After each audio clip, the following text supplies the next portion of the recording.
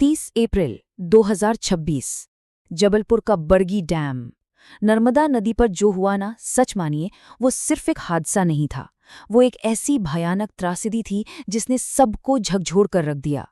आज के इस एक्सप्लेनर में हम ठीक उसी दिन की गहराई में उतरेंगे। हम बिल्कुल स्टेप बाय स्टेप समझने की कोशिश करेंगे कि आखिर गलती कहाँ हुई थी। शाम के ठीक 5 बज रहे थे।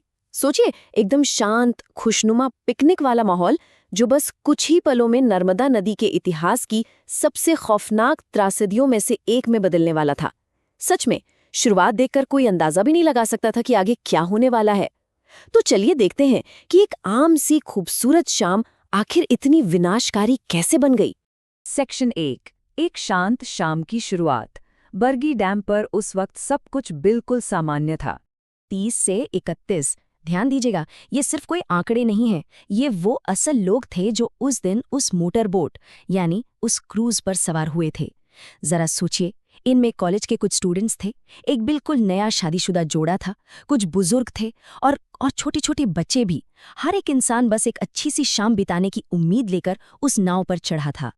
अब नाव के अंदर का नजारा देखिए। एक तरफ एकदम खुशी का माहौल है, लोग मस्ती में सेल्फी ले रहे हैं, गाना बजाना चल रहा है।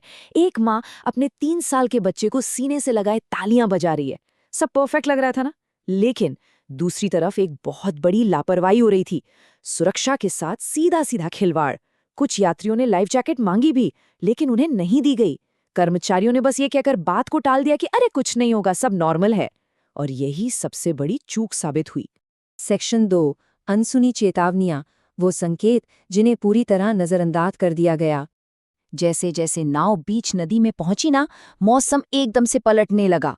आसमान का रंग बदला, दूर से काले काले बादल घिरने लगे और हवा की रफ्तार अचानक से बहुत तेज हो गई। खतरे के संकेत एकदम साफ थे। नाव डोलने लगी थी। डर के मारे कुछ लोगों ने कहा भी कि भाई नाव वापस मोड़ लो, लेकिन जानते क्रू का जवाब क्या था? ये सामान्य है और डरने की कोई बात नहीं है।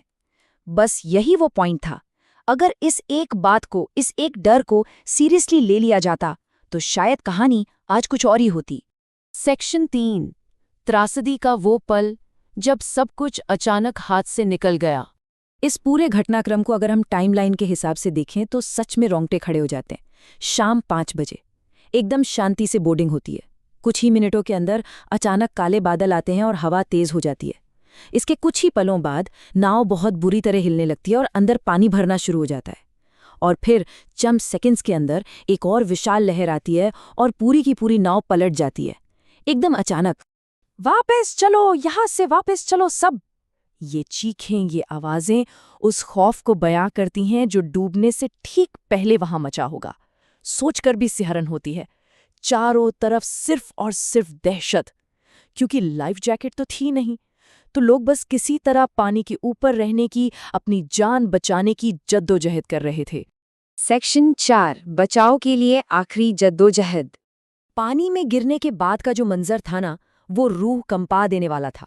सोचिए, एक माँ जिसे खुद तैरना नहीं आता, वो डूबते हुए भी अपने बच्चे को कसकर सीने से लगाए हुए है। किनारे पर जो लोग थे और जो पुलिस और रेस्क्यू टीम थी, उन्होंने तुरंत मोर्चा संभाला। तैरते रहो, हिम्मत मत हारो, ऐसी आवाजें हर तरफ गूंज रही थी। नावें भेजी गईं, लोगों को बाहर निकालने की पूरी कोशिश हुई। लेकिन बाद में अस्पताल के बाहर का जो नज़ारा था, वो बेहद दर्दनाक था। सेक्शन 5, वो जानलेवा गलतियां, लापरवाही का वो नतीजा जो भारी पड़ गया। जब इस पूरी घटना की जांच हुई तो जो सच सामने आया वो चौंकाने वाला था। ये सिर्फ कोई खराब मौसम का बहाना नहीं था, ये साफ साफ मानव निर्मित लापरवाही थी। 3 सबसे बड़ी गलतियां हुई। पहली, मौसम खराब होने की जो चेतावनी थी उसे पूरी तरह से इग्नोर कर दिया गया। दूसरी गलती, खतरा सामने दिखने के बावजूद नाव को समय रहते वापस नहीं मोड़ा गया। और तीसरी सबसे बड़ी गलती, सभी यात्रियों को लाइफ जैकेट तक नहीं दी गई। मतलब एक छोटी सी लापरवाही का ऐसा चेन रिएक्शन हुआ जिसने इतनी बड़ी कीमत वसूल ली। अब आखिर में ये पूरा एक्सप्लेनर हमें एक बहुत ही गहरे और विचलित कर देने वाले सवाल के साथ छोड़ जाता है। अगर उस दिन सही समय पर सही फैसला लिया गया होता तो क्या ये लोग आज जिंदा होते? बिल्कुल। ये सवाल हमें सोचने पर मजबूर कर देता है कि सुरक्षा नियमों को कभी भी किसी भी हाल में हल्के में नहीं लेना चाहिए। खैर, उम्मीद है कि इस विश्लेषण से इस पूरी घटना को गहराई से समझने में मदद मिली होगी।